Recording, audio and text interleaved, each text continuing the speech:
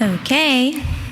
Good afternoon, everybody. Welcome, everyone, to Connecticut's Old State House, all of you here in person and also everybody watching online. I'm Mariana Garcia. I'm the Public Programs Manager here at Connecticut's Old State House, and I just want to welcome everybody to the first program in our fall series, Untangling the Tally, a look inside the election process. The Old State House is where history and civics meet. When this was one of Connecticut's state capitals, a lot of debates and decisions were made here in this building that affected elections and voting for everybody living in the state. Today, the Connecticut Democracy Center at Connecticut's Old State House provides people with a lifetime pathway to active citizenship and the tools to engage in civic life and strengthen their communities. That's why we have developed this series and the lead up to the 2022 elections to take our audience into a deep dive into how modern elections work and the various ways that citizens can engage with this core system of democracy. This series aims to untangle the ins and outs of elections, the role of technology and news coverage during elections, and the challenges many electors today face in order to help build confidence in everybody's ability to participate in our government. But today's program in particular will focus on the logistics of elections and how state and local government can manage to pull such a huge event off and working together. It's an event that involves thousands of public officials and volunteers. We're also going to take a look at the security measures currently in place to protect our elections and what processes exist whenever something goes wrong. But I hope you enjoyed today's program. If you have any questions, please hold them to the very end and I will come to you with a mic. If you are watching online, please leave all your questions in the comments. We will see them and ask them at the very end. We have four wonderful speakers here with us today, but before you meet them, I would like to introduce our moderator for today's program, Laura Smits. Who has been a member of the League of Women Voters of Connecticut since 1999 when she moved back to her home state after living in the Netherlands and upstate New York for several years. While living in Holland, she served as the president and vice president of the American Women's Club and was an editor and columnist for the organization's magazine Tulip Talk. She served on the Board of Education in Weston, Connecticut from 2001 to 2005, ran for First Select Person in 2003, and served as a Registrar of Voters from 2008 to 2016. She was an active member of the Weston League, serving as secretary and moderator for several election events and programs, and served as the League of Women Voters Connecticut's service vice president from 2019 to 2021, and many, many other things. So, Laura, thank you so much for being here.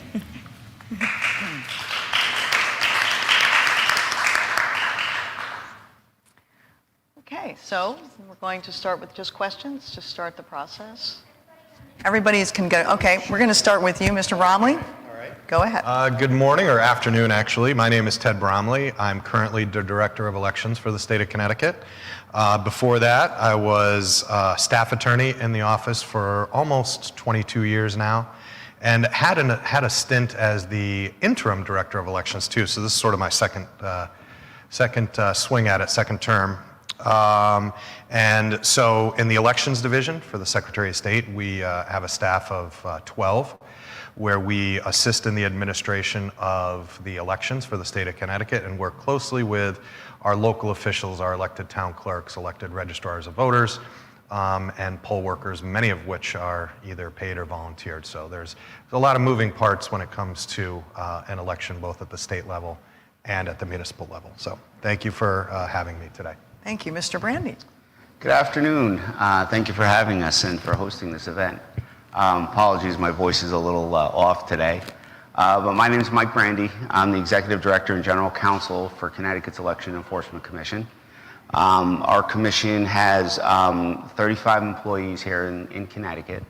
Our role is basically the back end of the elections. Ted's role is the front end. Ours is the back end. We are the ones responsible for investigating and serving and prosecuting any violations of Connecticut election law. We also serve as a repository for all campaign finance, so we deal with all the money in politics. And that is the role of our agency. We have dedicated investigators and attorneys whose role it is every day to, one, give advice for campaign finance, and two, our enforcement unit is responsible for, again, investigating somewhere between 120 and 150 complaints on average a year related to anything from campaign finance fraud, election fraud, violations at the polling places, and a wide variety of violations under Title IX of the Connecticut General Statutes. So that's kind of who we are and what we do, and I'll pass it on. My name is Lauren Olson. I am one of the 2 registrars of voters in Ashford. A funny story about how I got started as a registrar. I got a phone call from the registrar of my party many, many years ago, and he said, "Lauren, I'm on the ballot. By law, I can't be in the polling place. Can you cover for me?" I'm like, "Oh, I don't know. What does a registrar of voters do?" He goes, "Don't worry about it. Real easy. Just sit there. Everything is all set for you. No problems." If I knew then what I know now, I would not have done it. But needless to say, this will be my 27th cycle as a registrar of voters. Actually, I started as deputy first, but I worked very, very closely with my registrar. He was a bigwig in the state. He kind of ran his office the way he did his state office. And so I was basically the person that did everything in the office for both parties. Very, very non-political. So I wrote down some stuff for you because there's so much that a registrar does and most people don't even know. So I want to give you an idea of what we do. So first of all, many of you don't realize that it's a non-political job. When we go into our offices, we leave our politics at the door. When somebody comes in to vote, register to vote, they need to know that the information that they're getting is true and not biased by a political party. So we leave our politics there. We work for Secretary of State's office and we follow the laws of the state of Connecticut. We are not working for parties, we are working for the voters in Connecticut. So what does a registrar do?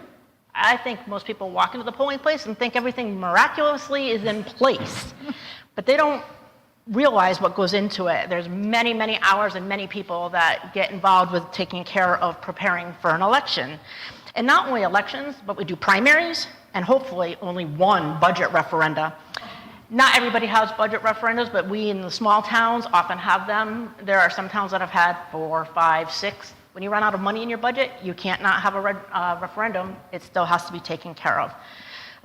We register voters, hold special office hours, and assisted voter registrations, prepare the paperwork and voter lists, order ballots and memory cards, hire and train election workers, set up the polling place, and finally, we arrive at 5 a.m. on election morning with our fingers crossed and hopefully everything goes as we had planned it to go.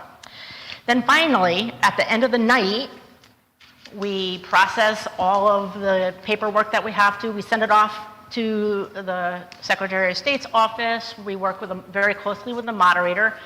And then we look at the clock and we hope that we are actually going to bed on the same day that we awoke. Many times we don't. There's so much more that we do. We now have to be certified as registrars. We take courses at UConn. We have the classes of SOTS, Secretary of State's. We are also certified moderators, and we run we run yearly canvasses. We send letters to the voters that have moved out of our town. We hold high school voter registration drives, and we support town clerks at town meetings if votes need to be taken. And very importantly, we work, all of us, extremely hard to keep our lists updated and accurate, which is a big one and why I think we're having this today. Lauren, we're going to drill down on some of that stuff that you Okay. talked about. Let's introduce Alex Russell first, because I'm going to ask you very specific questions about all of those things, because I agree. There are so many moving parts that we definitely need to get in there. Go ahead, Mr. Russell. Great. I'm Alex Russell. I'm a professor of computer science at the University of Connecticut, and I'm here today because I'm the director of the UConn Voting Technology Research Center. So that's an academic center that works closely with the Secretary of State's office. Our major responsibility and obligation is to make recommendations about cybersecurity and specifically about the security of election equipment to the Secretary of State's office. However, over the 10 or 15 years that we've been working with the Secretary of State's office, our purview has really enlarged. And one of our major annual activities now is to work with the Secretary of State's office to design and carry out the election auditing that we do here in Connecticut. Hopefully I'll have a chance during the panel to read you my call to arms about why auditing is so important, and suggest that you chase your local senators to get them to push for more auditing. Okay, thank you very much. Okay, I think we're going to start. What I was thinking about doing was starting with from the voter's perspective. The first thing a voter does in Connecticut is register to vote. We hope, we pray. That's what we work on, the League of Women Voters, to empower voters so that they have the information so that they can go out and vote. Lauren, when they vote, what are the rules in Connecticut for voting? And a lot of times, I, as a former registrar, used to get, well, how do you know that people are citizens? How do you know that they're who they say they are? So tell us, when people vote, when people register, where does that information come from? What's required of them? And just tell us the process so that people know where the databases are and what the cross-checks are. So the information comes from many places. Some of it comes from the DMV. When you register to vote, you're asked whether you want to register to vote. I think they changed it now. I think that you have to opt out, otherwise they register you to vote. And so we do get some duplicates on that, but we take care of it and don't allow duplicate voters. Some of it comes from the Secretary of State's office. As somebody moves from one town and registers in another town, they have a program that tracks all of that. So then we see it, we remove those people, and we send them a letter letting them know, hey, you used to be registered in Ashford. You registered in Newtown. We're taking you off. If this is an error, please contact us.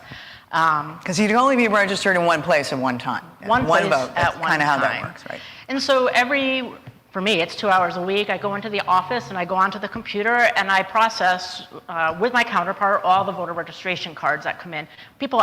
Some people come into the office to register to vote, but it's very, very few. So they fill out the voter registration card with all their information, and one of the first things they have to do is, across the top, swear that they are U.S. citizens. So they sign that at the bottom saying, I swear to everything I've put on that card, it's true. And so we register them based on that. If we find out otherwise, that they were not citizens, I would be calling this gentleman here and he would be taking care of it. When the voter comes into the polling place, we've already processed everybody and we have the list of who should be voting in our town. So we have a very well-trained official checker. The first person that you see, she's going to ask you, what street do you live on? What is your name? Find that person on the list, and before they cross them off, they check the voter ID. They check the person's ID. It can be a driver's license. I've trained my official checker, don't say driver's license, because it's not always a driver's license. It could be a credit card that's signed on the back. It could be your social security card. It could be a whole bunch of things, a pre-printed letter, or the letter that I send you after you're registered. All that works as proof that you are a registered voter. That person only checks off people that can provide that information. Otherwise, they are not allowed to vote unless they go over to Election Day registration, and then it's a much harder process for them to go through to be able to vote. Right. Connecticut does have Election Day registration. Yes. Not everybody's aware of that. Right. And also, we have an online registration system. Right, we have so online. people can register online, which is a lot more, very quick. Right. The information goes right back to the registrar. They pull it in, same process. Right. And you can also register just using the last 4 digits of your social security Right. number. Same process. But it is double checked within databases that are pretty secure in themselves. Yes. These are government databases that Right. are used. And also, let me ask you another question. So when you have the folks coming in, when you have checkers in your position, they're from both parties, correct? We only have one checker in We're our a small party. town, right. We're a small town, and But in the cities, they do have polling workers from both parties working together. But in my- Kumbaya moment. but in my polling place, I have equal number of people in both parties, and Correct. anybody from a party can challenge somebody if they don't think that they belong in the polling place. So that's the way we deal with that. And I'll tell you that if I have a checker that can't handle the job, that checker's never hired again. It's the most important job that we have, I think, in the polling place, is making sure the proper people are being crossed off. Right, because the end of the night, that list of voters has to match that number on that tabulator. Let's get through the line a little bit more. Yeah, sure, go ahead. I think, in addition to everything that was said, I think that when people ask about the security or the accuracy of our lists. I think the other things that are sort of left unsaid about Connecticut, or New England for that matter, is that we are very decentralized. You go to Midwestern states, southern states, where they have county forms of government. The Los Angeles County in California is bigger or about the same size as Connecticut itself. And so the decentralization is another way that we ensure that our lists are secure. I mean, particularly we have about 75 to 78 single polling place towns in Connecticut, meaning that they're small. And who better to know the lay of the land than the local registrars of voters and town clerks in those towns? You know, somebody could have helped somebody load their truck to move in a small town like that. So in addition to all the government-maintained databases and our real-time access to Social Security Death Index and all kinds of other things, and real-time access to the Department of Motor Vehicles, those types of things, we do have local controls in place as well, and I think that's often overlooked by many as a really important part of our election structure. So, thank you. Okay. Well, just to drive it home, just a real quick, my husband comes in to vote, I'm the official checker, I still check his ID. That's the way it goes, because we check everybody's ID, everybody is equal in the point. It's pretty strict. Pretty strict. Very intense. Okay, so we go from the line, we're into the ballots. Let's talk about the ballots themselves. We have a paper ballot in Connecticut. There's a good reason to have a paper ballot. I'm going to let you talk about that, Alex. What does that paper ballot do for us once the election is over? How does that help Connecticut? Right. So this is a topic that has been discussed, you know, with thousands and thousands of hours of academic time and journal articles, and I think that the broad consensus is that paper ballots are the single most important thing that a state or jurisdiction can do to help secure their elections. And the reason is that, you know, if you think about the hopefully indelible record that you would like to have after the fact of an election, the major criteria you should ask about that record is how the record was produced in the first place, and how the record will be processed at the end of the game. And what I mean is that one of the beauties of a paper record is that the way that that record is produced in the first place, especially in a place like Connecticut, where almost all voting is done with a direct connection between the voter and the ballot, this creates a firm link between the record and the voter. At the end of the day, also, when ballots are used for auditing or double checking, any of these purposes that are so important, the ballot also has the luxury that it's easy for a human to interpret. A human can pick up a ballot, they can look at it, they can read the votes off the ballot, which is very different, for example, from some electronic artifact that may be left over from an election. And then finally, you know, one of the great virtues of a paper audit trail is that humans have a long history of understanding how to maintain and store paper ballots. And while that may seem like a kind of uninteresting thing to focus on, the disparity with electronic records is really significant here. So I would say the most important aspect of all of this is that the paper audit trail in Connecticut, by which I mean the ballots that were actually handled and voted by Connecticut voters, produce this very firm link between the final audit trail and the final record of the election and the actual initial voter intent. And that's what's so important. Let's talk about that a little bit. The tabulator, which as most voters know, is that machine that sits on top of that big black box, which is where the ballots go through. How are those tabulators? They have a memory card system in them. Many folks have always said, why don't we, especially young people, why don't we vote online? Why don't we do everything online? Because we already do everything online. I call Amazon, I can order up everything. Why can't I vote online? Let's talk about the memory cards that are in those tabulators, which is how the machines work. They're basically fancy adding machines, but they're very accurate, and they are programmed in a secure location, blah, blah, blah. Give us a little bit of that detail, where those memory cards start, how they end up, and how that functions as a tabulator. I want to answer your question, but since you uttered the word online voting, I am forced to respond to that immediately. Please do. I want you to. We need to hear this. So, as with computer security and cybersecurity in general, there's a major trade-off between usability and security. In general, what we see is that if you want a system to be more accessible, more functional, easier to use, you sacrifice in terms of security. So the joke is, I can design for you a perfectly secure election. Nobody votes. 100% secure. So one of the attractive aspects of voting online is that it could presumably do wonderful things for accessibility. That is, we might hope that we could reach more voters and we could have more participation if we move to an online setting. The huge penalty that we pay harkens back to my last response, which is that when we think about what a reliable and faithful artifact of an election looks like, what a reliable and faithful election result looks like, what we want is some way to produce a really firm connection between the voter and the election outcome, or the voter and the final record of the election.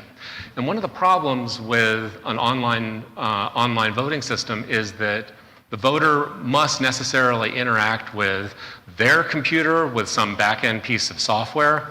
And unfortunately, and it's my community that's to blame for this, unfortunately, we're not good enough at deploying software, at securing computers, and at ensuring that software is absolutely failure-free and unattackable to make sure that a system like that really provides a tight link between the voter and the vote, which is what we want. Maybe someday we'll be able to transition to online voting, but at the moment we are just not able to confidently build the hardware and the software to really provide that firm link between the voter and the voting record. Then you asked, oh, sorry. I have to chime in because I think it is, when we have this conversation, and by the way, completely rely on the University of Connecticut's expertise. One of the things that people always bring up to us is, well, I can walk up to any ATM and I can do my banking, and that seems to be secure enough.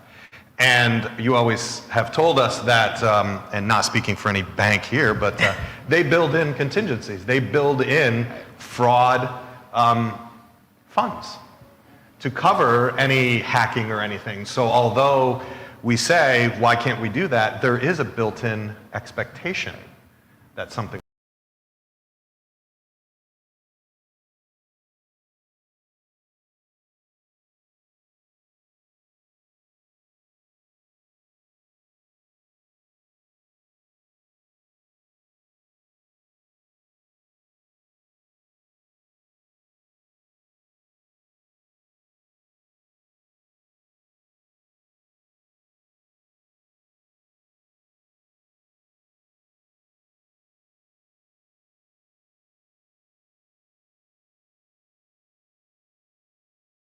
audit, in my opinion, as a registrar, we're physically counting those ballots, just like you see in Florida. No hanging chads, but you are looking at those ballots to see what they say. Sure. A recount, however, is done how? Sure. So I think, Alex, you and I can sort of answer this. So the real difference, so a recount, there's an automatic automatic in statute. There's an automatic threshold. If a race is a number of votes or a certain percentage between the winner and loser, there is automatically a recount, or what is called in our statute a recanvass. That is a complete recount of all ballots cast, whether it be ballots that were run through our tabulators, hand-counted ballots, absentee ballots, election day registration ballots, et cetera, et cetera. So it is a complete recount of all of the votes cast to see if that close vote is accurate so that we can determine a winner. But for an audit, it is different in that, and I know if you want to go down risk limiting, because I know that's... Well, I was going to have Lauren tell us what an audit is. Oh, sure. From a the person who actually has to get those people together to count those ballots? Well, I will say that on both a recanvass and an audit, I try to use the exact same poll workers who were at the polling place.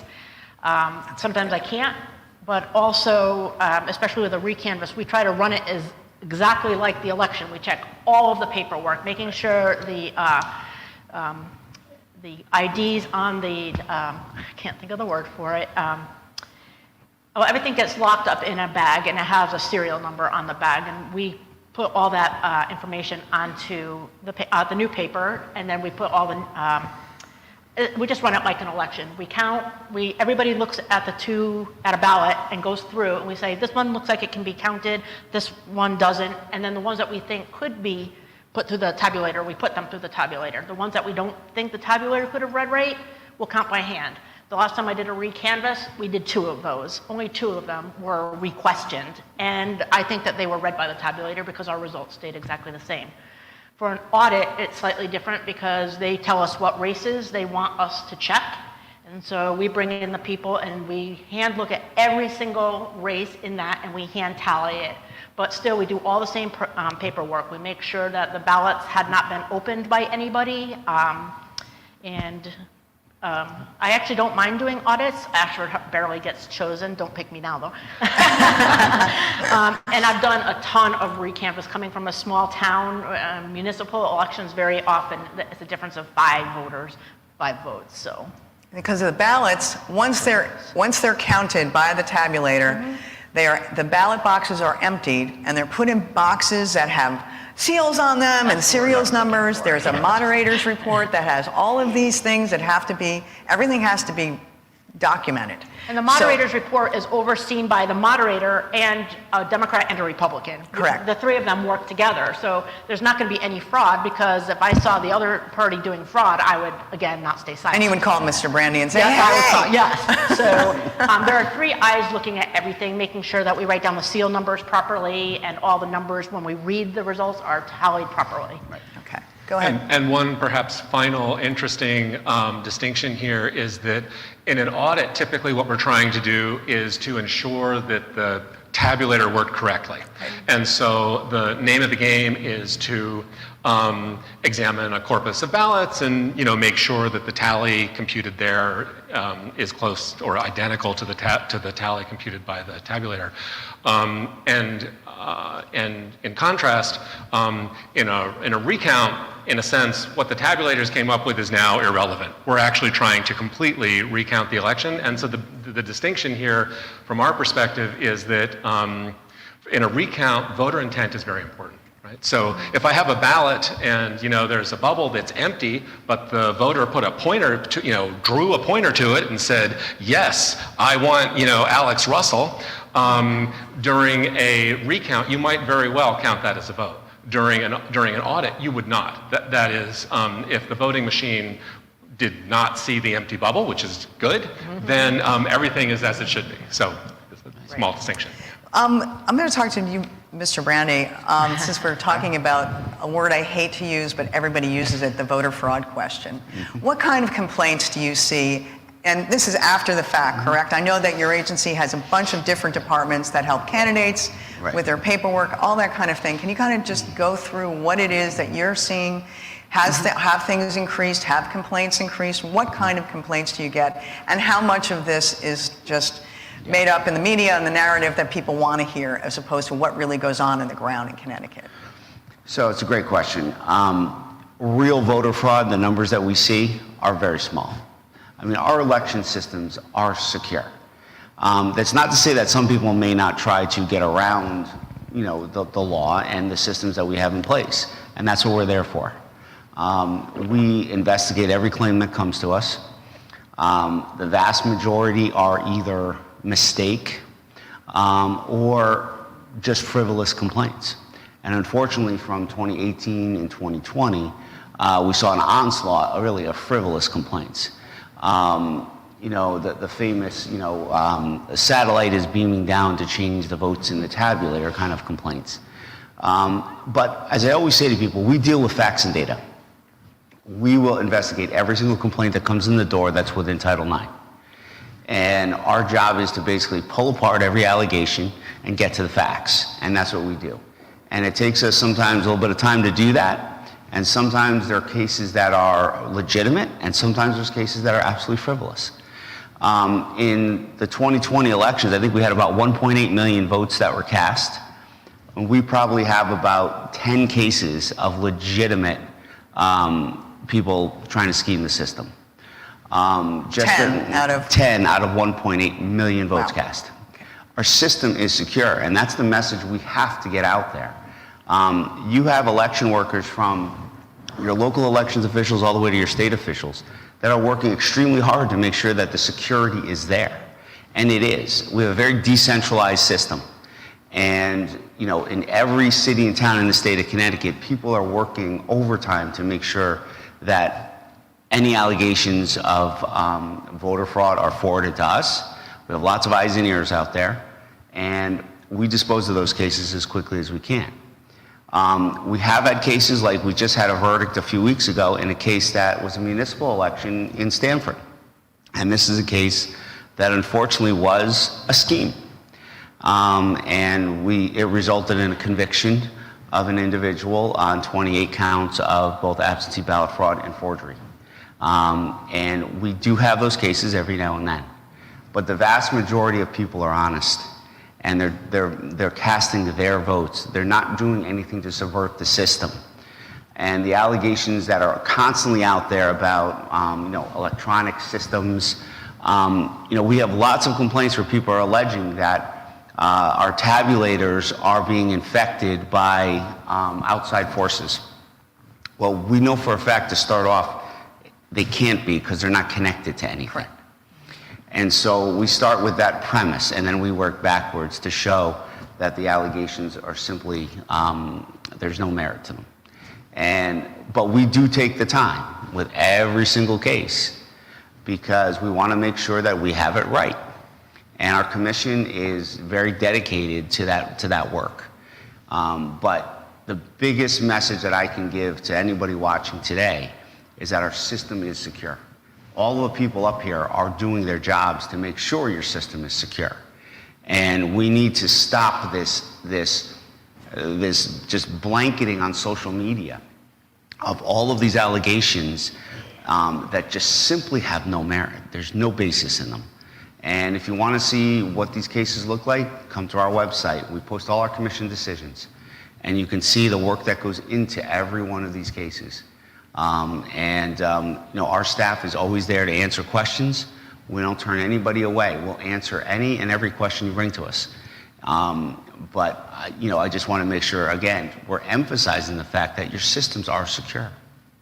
One of the things in Connecticut, certainly as a poll worker and as an election official, the goal of the day is to have every eligible voter have their vote counted. And we go out of our way to make sure that can happen, because say you're going through the checking line and you don't have the right ID. We're not going to say, bye, see you later, too bad, you can't vote. We will pass you along and up the chain of command to the registrar, to the moderator, and if necessary, we'll call Mr. Bromley and said, hey, we got to make this happen. So it's really the goal to make sure that every eligible vote is counted.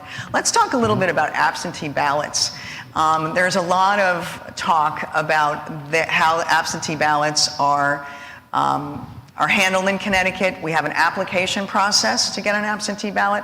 And I just saw something recently in one of the newspapers that both parties have requested a lot of absentee ballot applications. Tell us about the application process, how that leads to an absentee ballot itself, if you would, Laura. So everybody has to fill out the application. You can get it on the Secretary of State's website. You can get it on most registrars' website. But you have to fill that out and either bring it in, send it in with a wet signature. After that, the town clerk will make sure that person is on the list. On the active list. Let's talk about the active voter list. If that person is not on the active voter list, I get a phone call. I just got one the other day. Hey, this person is on the inactive list. So we dealt with that. We got him on the active list. He was taken off because he didn't return a canvass letter that we had sent him. So then he fills out his ballot, oftentimes in the polling place, or you could get the ballot mailed to you and you mail it in. When you mail it in, the town clerk stamps it. and it has the date, the time, and which town clerk, we have two, actually process that ballot. And it gets put into the voter registration system that the Secretary of State's office has, and an A will come next to their name. On the master list. On the master list. Yes. The day before the election, two registrars, one from each party or their designee, goes into the town clerk's office and goes through every single one of the absentee ballots that came in and compares it to the list to make sure that A is on the list. If we came across two ballots, we would be calling Ted and then we would be calling the SEEC. It's never happened in my town. But after the two registrars check it, and then any ones that came in after the town clerk couldn't process it through the system, they will put the red A on the official list. The official list gets locked back up in our office, and all the ballots get locked back up by the town clerk. On election day, the town clerk brings it over to the polling place. I happen to be in the polling place because I put somebody else in our office. And the envelopes are still sealed. They're still sealed. They are in alphabetical order or by order of the official list. We sign an affidavit saying we received the number of applications that we had previously confirmed that we had. And then for the counting of the ballots, we have two people count, one from each party. They go through the process. They check, make sure everyone is crossed off the list. Then they make sure everybody has signed their ballots, their envelopes, excuse me. They do not sign the ballots, they sign the envelopes. And they go through that process, and both have to agree. If there's some question about whether there's an error, we call the moderator over, and then sometimes that ballot ends up being counted by hand, but our voters have gotten very good at filling out absentee ballots. So two people of each party go through the process, bring the ballots to the tabulator, and the two of them take turns putting it through the tabulator. There is no voter fraud in our aspect of how we do our job. And there's also the ballots themselves when you mix them up. Right. Nobody knows who voted how. Right. That, you don't, because you're not even looking. It's kind of like a deck of cards. We don't look. We open them up, making sure the name is on the bottom. We do shuffle them first, making sure the name's on the bottom. Pull out the ballot, and hopefully we're not seeing any of their votes if it's been folded and put in the way we would like. Right, because a lot of folks are like, why don't we just get automatic? Because there was some talk last time around, especially during COVID, because so many people did not understand how the process works in Connecticut. Right. And there was assumption made that the Secretary of the State's office was sending absentee ballots to everybody. That was not true. They were sending out applications. You need an application, and an application can get rejected. And it can get rejected. It can get rejected. The only mistakes we ever see on the absentee ballots are a husband and wife wanting to save mail and putting their inner envelopes into the same outer envelope. Only one ballot gets counted there, and that was the one that matches the outer envelope, because they have to sign the inner envelope. And sometimes they don't get counted because they don't put them in the inner envelope, so those will be rejected, but very, very few. So, Mr. Bromley, what do you do on Election Day? I mean, I know that you're in charge of all those laws that are, all of our laws. Tell us about the laws in Connecticut. Our election laws are in these volumes of books. He knows them all by heart, too. So it really on Election Day, is a team effort, right? Our office is available from 6 a.m. to whenever the results come in. We work with the registrars, we work with the town clerks, we work with elections enforcement, we work with the University of Connecticut sometimes on Election Day. Our office will field anywhere between 1,000 to 2,000 or 3,000 phone calls, sometimes depending upon the election. Presidentials are obviously higher. But on Election Day itself, it's much more support. We've already done the trainings, we've already issued our instruction manuals and things of that nature, and then it's really troubleshooting in conjunction with the registrars and town clerks. We can get a phone call and we'll troubleshoot of how we can assist this voter because maybe they forgot their ID or what are the alternatives, or we have emergency contingencies for almost everything that can happen on Election Day, from a machine breakdown to a list maintenance issue to power going out. We had primaries on 9/11. We had primaries and elections 2 or 3 days after Irene and Sandy, and I may be saying the storms wrong, but everybody gets the idea, where, you know, polling places were powered by generators or battery backups. And so, you know, I think that's important for the general public to know, is that, you know, it is not this sort of computer-operated system that is, you know, fraught with fraud and hacking and things. There is a lot of human intervention and a lot of contingencies that individual voters probably will never know about. Right. And I think that's what Lauren's point was before. There's a lot that goes on in the leading up to, and certainly one of the things that I recall, and this is also to the list update question, is in January, after the election and everything is calmed down, that's when you send out to every active voter a letter to basically say to them, are you still here? Do you still live here? And they never come back. They never get them all back. They don't come back. I also want to say that every town has an emergency plan that we have put together. It's been approved by the Secretary of State's office. And so we train our poll workers. If we have a fire, this is what we're doing. If this happens, everybody knows what their job is. And so I feel pretty comfortable that we could handle any situation that we need to handle.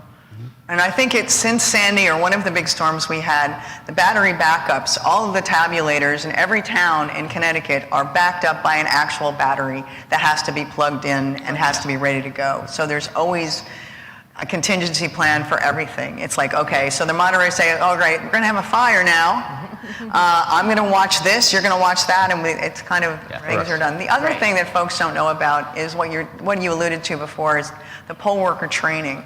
All of the manuals and that workers have to do, that's all available on the Secretary of the State's website. People can go look at the different ways that people are trained.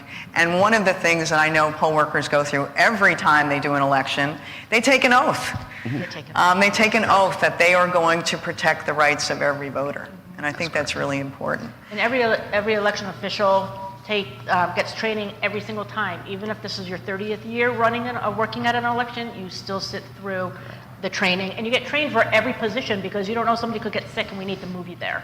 So I think it's important to know that it's a coordination that goes on. I mean, we work with the Secretary of State in running the hotline on Election Day. And it's not just our offices, but we're also coordinating with local officials, with federal officials. We're always waiting for those calls to come in, and then we're coordinating our efforts to make sure that everything runs smoothly, especially when we had COVID. In 2020, it was a volume of calls coming in with issues that we had never seen before. Issues with masks, curbside voting. Oh, right, yeah, there were a lot of emergency ballots for people who couldn't enter a polling place because of they were infected with COVID. I mean, there were a host of issues that came up, but we were able to, all work together to make sure that everybody that wanted to vote could vote. And, that's something that's behind the scenes that I don't think people will see. And when it comes to that kind of thing, on the election day, talk about the 75-foot rule a little bit. Let's talk about how we protect that. Sure. We keep it a nonpartisan and as non-political as possible, even on the most political day there is of the year. That's kind of a source of a number of complaints we always get, where people will violate what's called the 75-foot rule. So within 75 feet of a polling place, you're not allowed to electioneer. You're not allowed to conduct, hand out pamphlets. You're not allowed to, push for your candidates. You have to stay behind the barrier. Behind the barrier, you're fine. Right. You could have your signs. You can have, you're meeting, greeting voters coming in.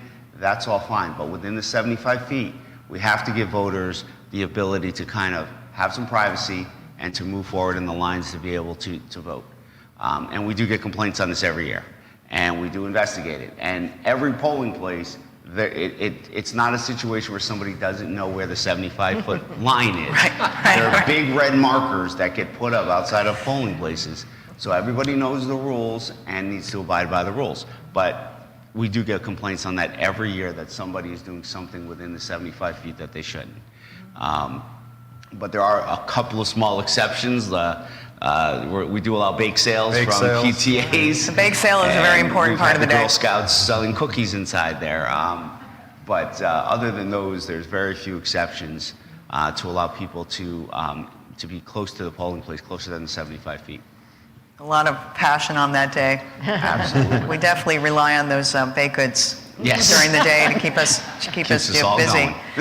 So I'm going to go, each one of you can give the answer to this question. How have elections changed during your career? Certainly I know they have in the past few years, but what's the overall change that you see? Yeah, so I think just a couple of things. I'll be brief. So when I originally came in, as I said in the beginning, 22 years ago, we had the lever voting machines, which you could literally hit with a car and they'd still work. Less than or around 1% of people voted by absentee ballot. So now the changes obviously are, some of it's federal mandated, some of it's not, in terms of better use of technology.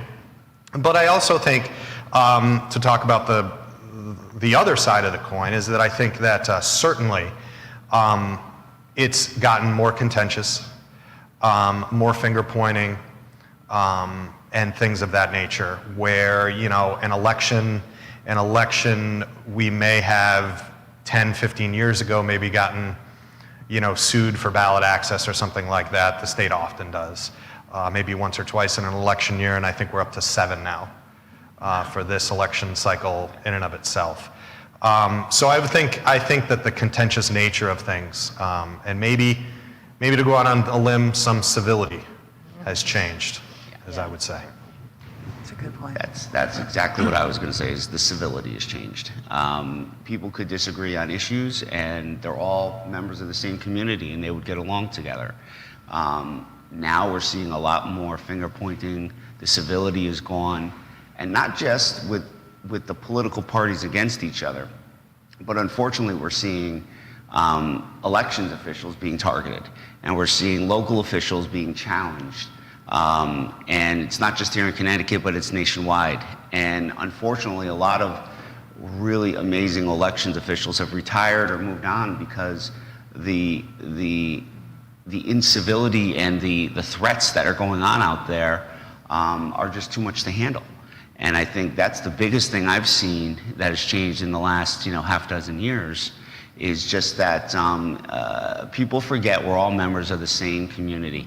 And you're going to see your neighbors at the grocery store, and the level of polarization in the parties, and the amount of I would say just incivility with regard to election workers is just gone through the roof. Lauren? One of my favorite things about what's changed is the fact that it's much easier to register to vote. And I think the easier we make it for people, the better it is. There are a lot of registrars who don't care for EDR. I do like EDR. I do think there are some ways that we could possibly change it to make it better so that it's easier for small towns and not as expensive. That's for another day, but I love the fact that you could go to the DMV, or you can go to a library, or you can go online and register to vote, and that is just so important. Yeah. A lot of people think that because we have all these new ways, maybe we shouldn't have EDR, but my kids went to college. They lived in a different apartment every single year that they were in college. They didn't necessarily remember that they had to change their address with their voter registration. So I think the access of allowing people to vote, the access of allowing people to register is fantastic. And also, again, being able to get and keep poll workers, because first of all, it's a very, very long day, extremely long day. We do pay them in our town, we do give them dinner, but the hatred that a lot of these poll workers face when voters come in, we have a guy that comes in with a gun on his hip, and he's always sure to pull his jacket aside so they know that here's this guy with a, well, that will happen during the pandemic, but things But like still. that. So it's nerve-wracking for Yeah. poll workers, so it's hard to find and keep good poll workers. That's a good point. Yeah. Now, from our perspective, definitely the largest change that we've seen in the lab is just the inclusion and dependence on technology. There's been a huge change in the last 20 years, and I have to say, Connecticut's response to that, I think, has been amazing, and I think should serve as an example for most of the rest of the United States. So the Secretary of State's office amazingly and uniquely decided that they were going to get out ahead of the use of technology in elections, and they have worked with us year in and year out, and I think they should really be lauded for that. And I think it's easy for us to sort of like forget inside the system what a unique response the Secretary of State in Connecticut's office had to the technology. But with some of that technology, I wish that we told the public more about it, because I vote using that technology. It's open for anybody to use. Anybody can use it. It's very easy, but we don't happen to have anybody that needs those systems, but we still pay for them, we still put them up. You're talking about the IVS The machine. IVS system. Yeah, the explain what that interactive is. voter. Explain what that is a little bit, if you would, Lauren. So Not that everybody is knows. it's a ballot marking system. So it is a little computer where you can either listen to the ballot, it's read to you, you have headphones and you have a keypad, you can vote that way, or you can fill in your ballot that way, or it's a touch screen. It's not connected to anything except for a printer. So you do your ballot, you print out your ballot, you have the secrecy to take it over to the tabulator and put it in yourself. It's just a ballot marking system. And a lot of people don't know that we have it, and I think I would like us to start advertising it more, so that I hope all of you will ask your official checker when you go in, hey, what is the IVS system? Can you show it to me? I'd like to vote that way, and give it a try. So. Okay, great. I think we're going to go to the audience now. Mariana, there are some questions in the audience. Let's see. If anybody has any questions, just raise your hand and I'll bring the mic over to you.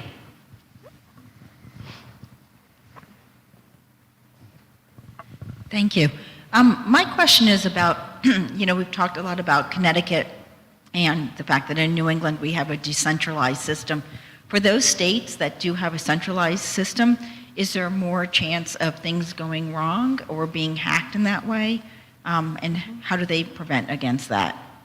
I'm going to hand that over to you guys.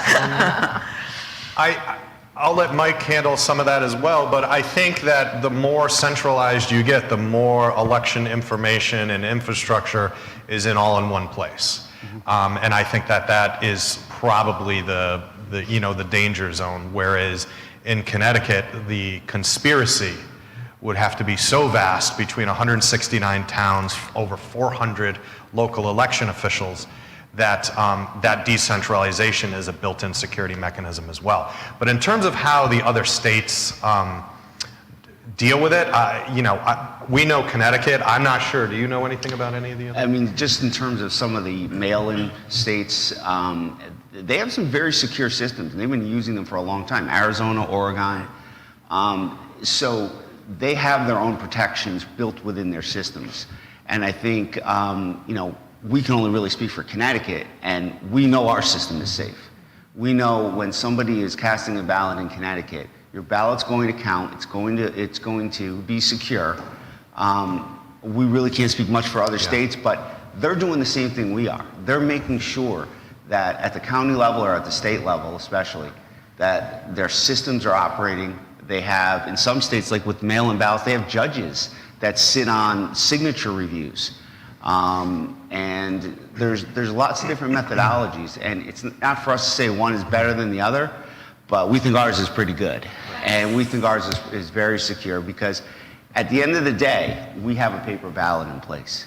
At the end of the day, if I get a complaint, I can send my investigators to that town hall.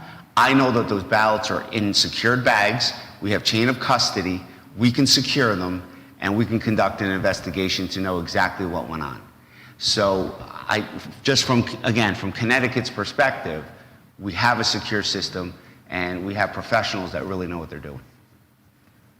Thank you. Thank you very much. I come from the world of immigration. I'm an immigration lawyer, so also known as the factory for churning out new Americans. And so, to me, the allegation that there would be ever undocumented immigrants voting in our elections is ludicrous, because I deal with them every day. And the least that they want from life is for themselves to subject themselves to governmental scrutiny by going in a room, showing some fake ID, for what gain? To be picked up by police and then immigration and deported out of here? No way. It doesn't happen. It's not realistic. Correct. That's not the way undocumented immigrants think. But apart from that, I am concerned as an immigration lawyer by the accidental registration of folks who are not citizens. I know they're not going to go to vote, even if they're registered. I know that. But I am concerned about their accidental registration. And Laura, I think it's Lauren.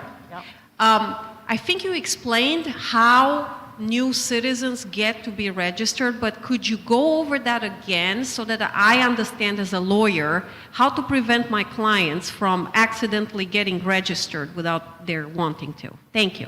Well, I think that you're asking how do I know that they actually are residents to be able to come in to be registered voters? Is that what you're asking? Because they have to sign on the voter registration card that they swear that they're American citizens. But they can register to vote like anybody else, and so there's one Democrat and one Republican who look at it, and I mean that's the best I think that we can do. So let's break that down a little bit more. Say there's a green card holder who doesn't speak English. Say somehow they get that voting registration card and they don't know what the heck they're signing.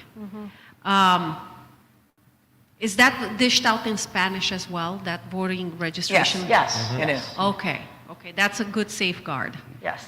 Again, I know my people don't want to even be near anything that's illegal, but Right. I don't want them to accidentally be registered. And then for USCIS, when I go to the interview with them, to go online, because they could check voter registration, and see them on a random voter registration list. Right. And then so that you all know, in immigration proceedings, if the answer to the question, have you ever registered to vote in a U.S. election, dares to be yes, they're disqualified from U.S. citizenship, and they may actually be deported.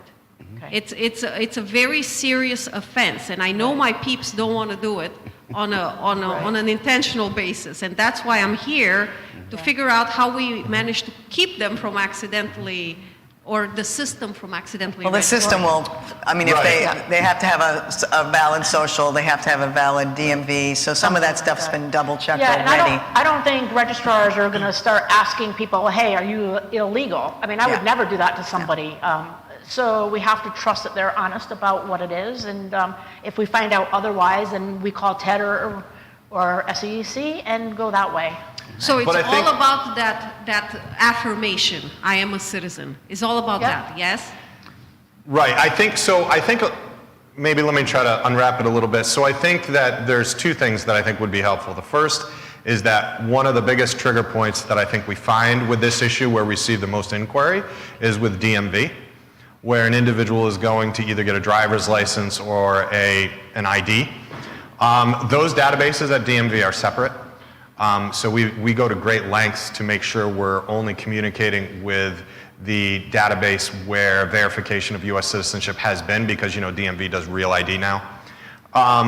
However, that's one where somebody is clicking buttons to get a driver's license or an ID, and one of the questions at the outset is, would you like to register to vote, right? So that has to be no, depending upon the situation. I don't know all the ins and outs of the decision tree and the DMV system, but that's one.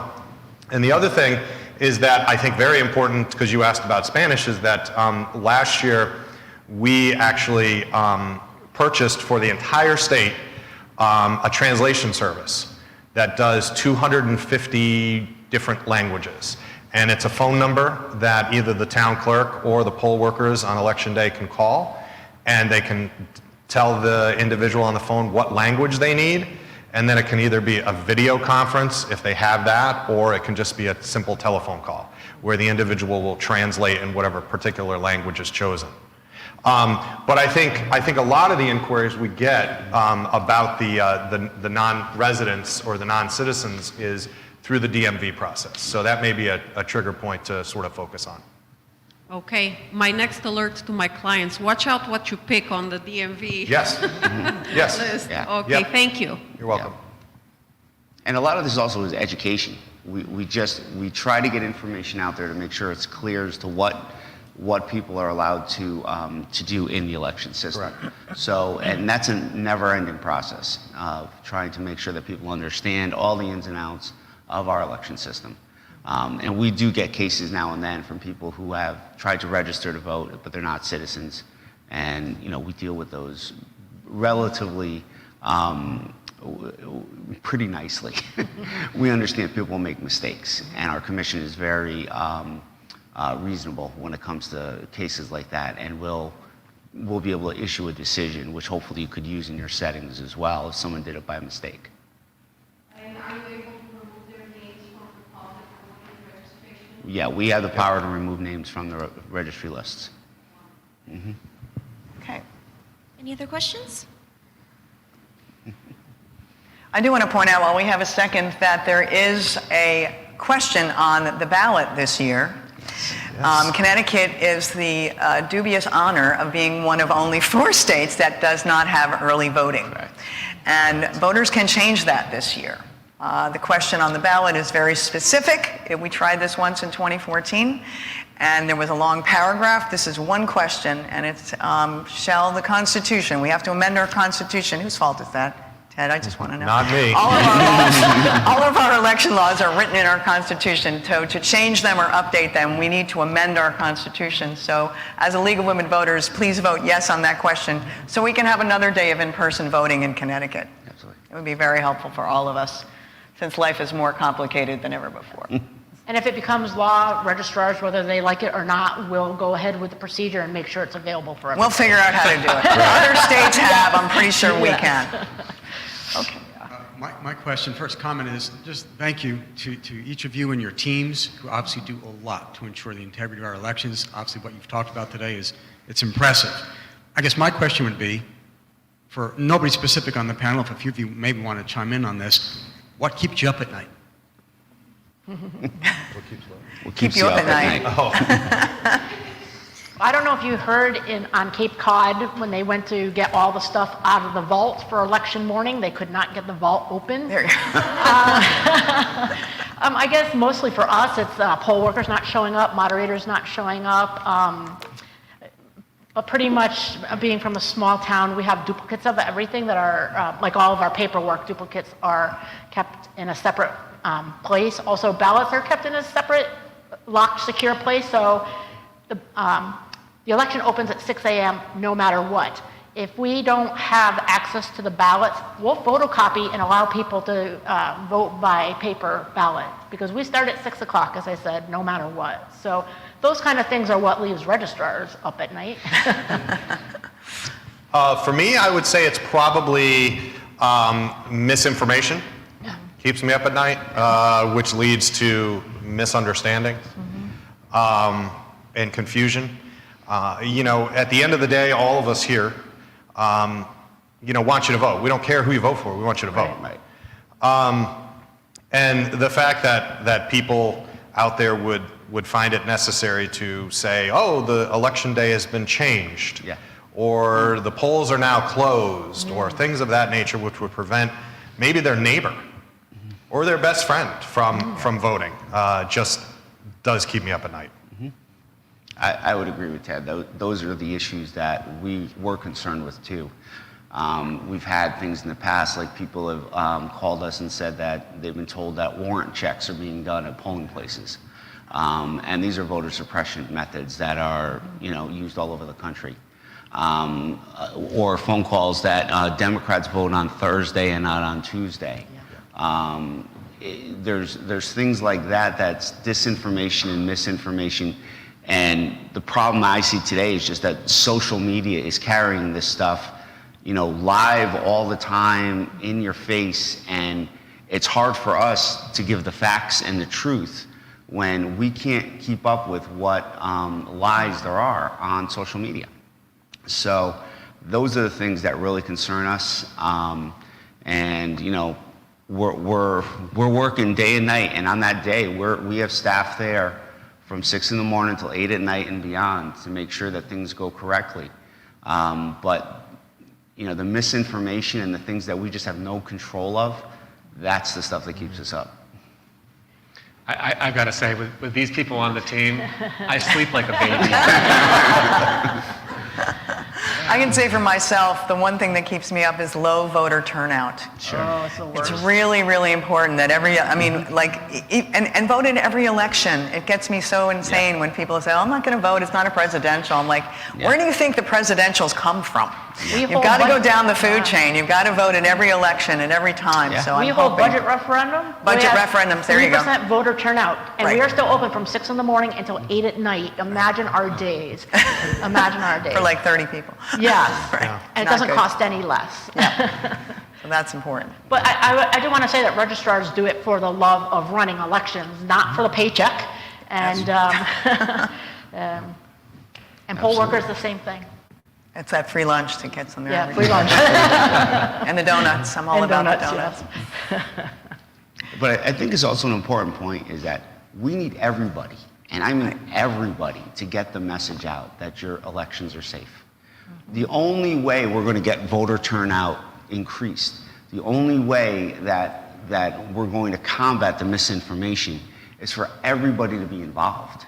And we preach this all the time, whether we're at the town clerk's convention, the registrar's convention, we need everybody involved. And it goes down to your local high school classes. Civics is now required. Well, we want everybody to know that voting is such a critical part of our democracy, and everybody has to be part of it and make sure you're out there and, encouraging people to vote and showing that our system does work. Definitely. And know your trusted sources, right? That was Yeah. a big moniker in 2020. The Secretary of State, our website has a bunch of information about voting, handbooks, training materials, everything. Mr. Brandi's website, Elections Enforcement, has a boatload of information. If you have questions about voting machines, the Voter Center website has all kinds of reports and things about the security of our voting machines, and the local town websites, the registrars, town clerks. If you're getting your information from some obscure website, you might want to come back to ours, where Facts the matter. information is going to be accurate. Right. Yeah, I always tell people to drill down on that source. When people come up and say, well, I heard this on the internet, and I said, well, where? Was it a .com? Was it a .edu? You have to drill down on those sources, Know your because the source. minute you start uncovering the layers, well, I read it in a blog post. Well, that's not good enough, because facts really do matter, especially when it comes to voting. Absolutely. Thank you so much. Okay, let's just have one last question over here. Okay, great. Hi, my question is actually about early voting, so thanks for bringing that up, Laura. So my question is, are there any conversations that are being had at the Secretary of State's office about what early voting might look like, since we're talking about logistics of elections? And if so, what can you tell us about the conversations you've had so far about procedures and whatnot? Yeah, so that's a great question. It gives me an opportunity to explain something. So there is a question on the ballot. And so in Connecticut, and I'll be brief, in Connecticut we are one of only 4 that do not have early voting. The reason that we have it is because we have strict language in our Constitution. So even if the constitutional amendment passes, let's say this year, we don't automatically have early voting. All that does is remove the restrictions in our Connecticut Constitution to allow the legislature to then address early voting. So to answer your question, in anticipation of some of these things, we have done some studies and are having people assist us with some studies of what types of early voting happens in the other states and what is successful, what is not, what has been challenging, how much does it cost, these things, all those types of things, to be ready for certain types of recommendations. We haven't come down on any one particular solid method yet. But we are exploring and using the benefit of the 40 plus other states that do it. So that's where we are. And registrars just want a seat at the table because we have the knowledge of how they work, and we want to make sure we are capable of handling whatever decision that they make. So we just ask for a seat at the table. I guarantee you there'll be a lot of legislative hearings about this. So once this passes, there'll be a lot of discussion, there'll be a lot of opportunity for public input. So it's going to be an interesting process going forward. And that's where the legislatures that you elect come into play as well. Absolutely. They're all connected. Okay. Okay, thank you. Thank you very much. All right, thank you so much, Laura, and all of our speakers, and everybody, thank you so much for coming down today and listening to our program. Hope you enjoyed that, and I hope you come back for the second in our Untangling the Tally series. It's going to be on October 20th, and that's going to be on media and voting. We're going to take a look at all a little bit of what was talked about today, social media and all the misinformation, disinformation that we find online. And yeah, I hope to see you then, and hope you have a wonderful rest of your day.